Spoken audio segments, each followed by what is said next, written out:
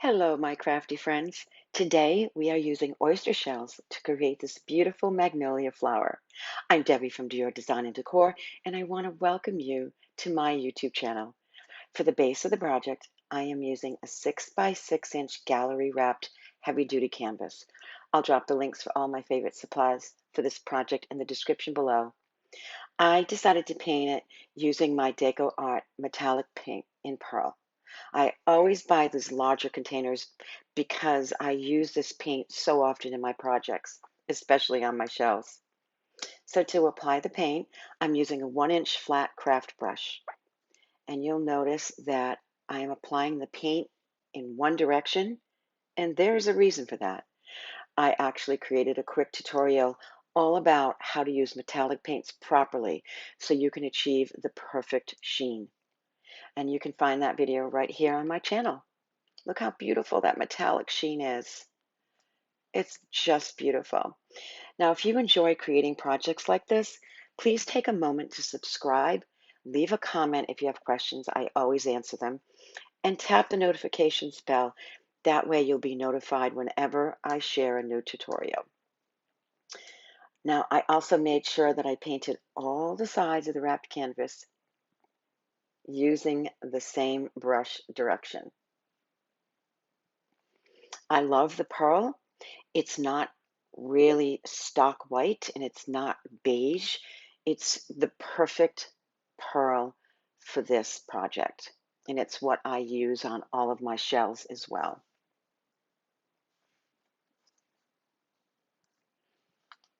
So once it's fully dry, and make sure that you let it dry really well in between coats, I applied a second coat exactly the same way as the first.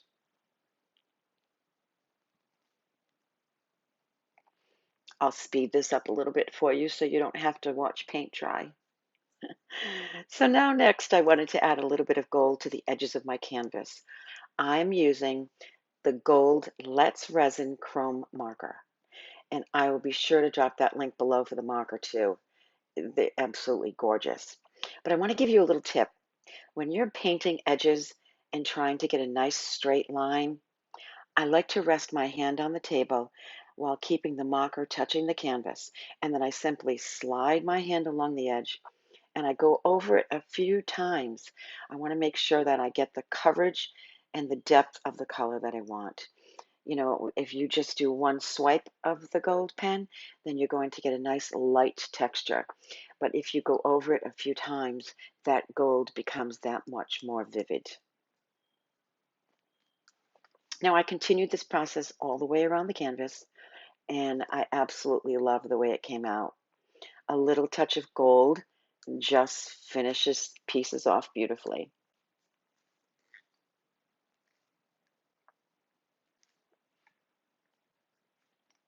Now, after that dries, and you want to make sure you let that dry as well. Look how pretty it looks. Oh my goodness. So after it's dry, now I can begin creating the magnolia flower. I'm going to slow down a little bit more in this section because there's a few tips that I want to share along the way that might help you. And of course, you can always fast forward if you'd like, but I always enjoy sharing my little tricks when working with the shells. Now, to attach these shells, I use two different glues. The first is E6000. It's extremely strong, but it takes longer to dry. And then the second is hot glue, which holds the shell immediately in place. And it gets, it gives that E6000 a little time to dry. Now, because oyster shells aren't really perfectly flat, they have curves and dips and ridges, I like to apply the E6000 first, and that's going to create the stronger bond. So then when I add the hot glue, that shell's going to hold in place, and then it'll give the E6000 longer to cure. Now, I just want you to know I've already gone ahead and painted my oyster shell petals. Everyone prepares their shells just a little differently. Some artists decoupage them with beautiful napkins. Other people use alcohol inks. You can just be very creative and have fun with it. For this project, I just wanted to keep it very simple. And for some reason, that pearl shade and the gold, it just makes it, to me, it makes it very elegant. So just so you know, I primed the shells first. I painted them with the same metallic pearl paint that you saw me do the canvas. And then I finally edged them with the gold, the very same Let's Resin marker that I did on the canvas as well. I do have other videos here on my channel that will show you step by step how to prep, paint the oyster shells just like this. But today I wanted to focus really on creating the magnolia. So I placed the shells down. You'll notice that I'm holding it for a moment so the hot glue can work its magic. And just so you know, I'm I'm working through this. I didn't pre-plan the whole thing ahead. So I just lay the shells out to give myself an idea. But every shell is unique. None of them are exactly alike. So each one is going to have a separate curve, a different wiggle, a natural shape. So you just have to take your time. And, if you want to have the movement of the shell facing all one way, you could do that. Shells have this little curve, this natural curve to them. So it's just up to you and what you like. So now you're going to see me occasionally tuck an extra shell underneath another shell. I just did that a couple of minutes ago. And that to me just kind of holds that shell in place while the glue dries. I don't want my petals falling and laying completely flat on my canvas. I want them to lift slightly and look like a real flower opening towards the sun. And there you go. So here you can see me tucking a shell underneath just to support that petal while it sets. Like I said, before I start the project, I lay out the shells on the table just to see how they might fit together. The different sizes of the shells, the different looks. Some of them are more cupped than others, some of them are flatter. And that way I have a general idea of placement before I even begin attaching them to the canvas. So now that I'm arranging them on the 6x6 canvas, I'm simply adjusting as I go. And remember, nothing needs to be perfectly symmetrical. Flowers in nature aren't perfect either. They're beautifully unique. So this is simply my artistic interpretation of a magnolia. And I'm having fun. I'm just having so much fun playing with it. Now, I chose the 6x6 square, and it is a gallery wrapped canvas, and it's very, very sturdy. But you can also choose different sized canvases. You can certainly put it inside of a frame with glass, or just a round disc. Some people even use natural driftwood, which I think is spectacular. I've got to work on finding myself some driftwood for my next magnolia. You know, I have to admit, E6000 isn't always the easiest tube to squeeze. You're going to notice me struggling from time to time. Sometimes I feel like my hands are working harder than the glue itself, but little by little, it comes out. Now, patience is definitely part of the process here. Glue needs time to set and cure properly, especially when you're working with several layers of shells. And I really use a heating tool or hair dryer with glue because I want the bond to cure naturally and remain strong. I'm adding a little extra E6000 anywhere the shells touch each other on this first layer. It's the base layer of the flower, so I want it to be nice and secure so it creates a strong foundation for the rest of the petals. You won't even see any of this glue in the final design because it's going to be all covered up by the next layer of petals.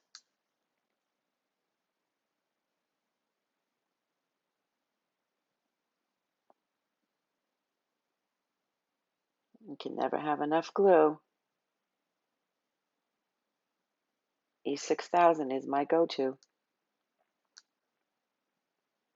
I was tucking these shells under just to be sure that they're where I want them to be because I want this layer to dry before I start on the second layer.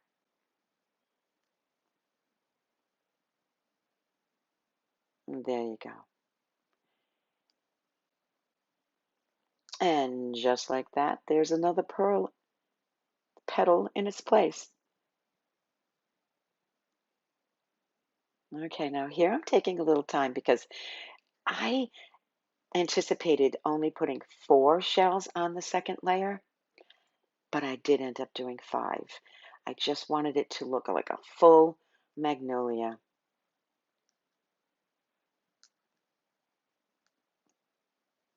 Now you might still see some shells tucked underneath temporarily for some support, but as I build the layers, the petals will begin to lift upward and just be a little higher with each layer. So like I said, I was only going to do 4, but I'm going to do 5.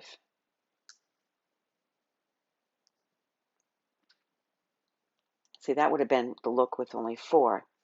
I just felt like it needed a little bit more. And as I take you through this process, this is me taking my time creating. And I suggest that when you do yours, take your time. Um, you don't have to rush. I'm not selling this. I'm keeping this for myself. Um, it's funny. We want to keep everything we make, but I just feel like since it's my very first magnolia, I need to keep it.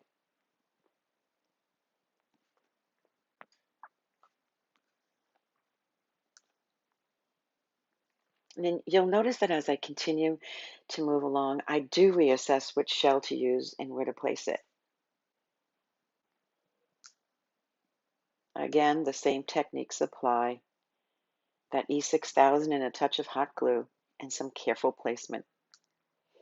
I'm always stepping back and checking the positioning just to see if it looks good still. Even after I made a decision, I have to go back and say, did I do that right? So I have to make sure that those small adjustments are done so that flower looks balanced and natural. And still tucking shells under to get the height I want.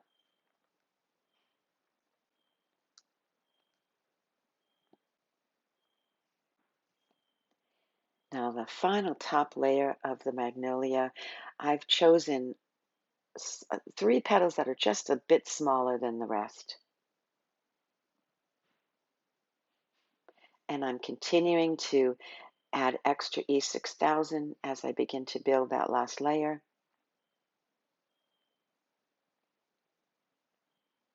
Yeah, I felt that that shell was a little bit too big to put in that spot. So you notice I pulled it out and used a different one. Oh, there it's back again.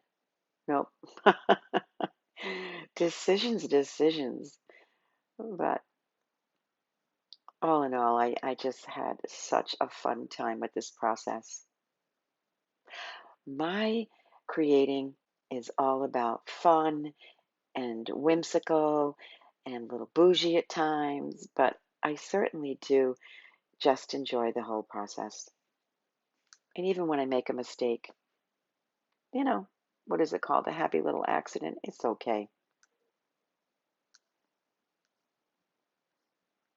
Keep tucking those shells under and make sure it's going to stand up tall enough.